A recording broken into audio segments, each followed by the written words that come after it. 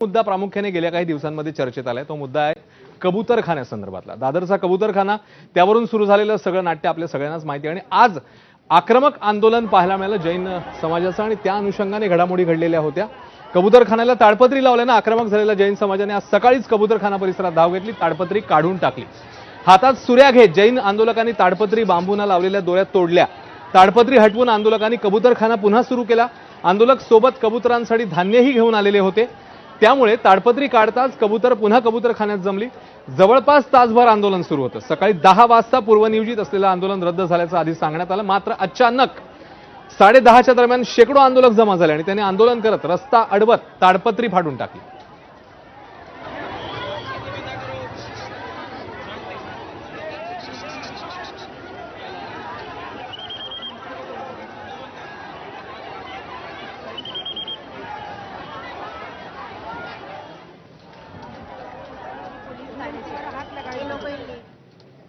तर जैन धर्मीयांच्या आंदोलनावरून आता सरकारकडून नेमकी काय प्रतिक्रिया देण्यात आली आपण पाहूया।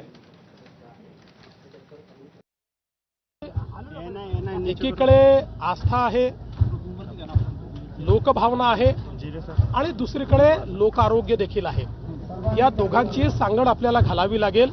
त्यामुळे लोकभावना आणि धार्मिक भावना ही जपण्याच्या दृष्टीने आपल्याला काय करता येईल आणि त्यातनं कुठे आरोग्याला धोका होणार नाही अशा प्रकारचा मार्ग काढण्याचा प्रयत्न आम्ही करतो आहोत।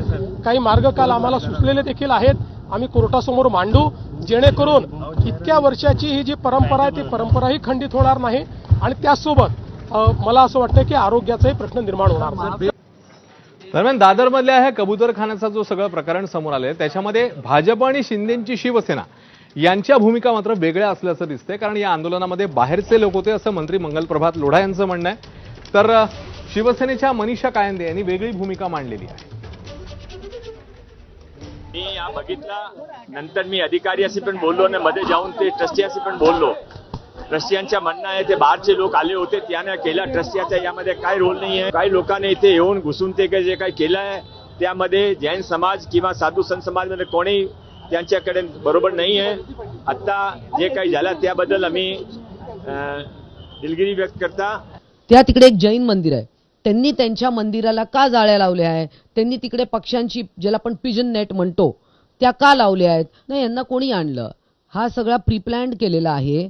जैन समाजाचे ट्रस्टचे लोक नव्हते, आता काय त्यांचं आय कार्ड चेक करायचं का? सगळी जैन लोक होती, इतर धार्मिक लोक होती। आणि आता बातमी आहे का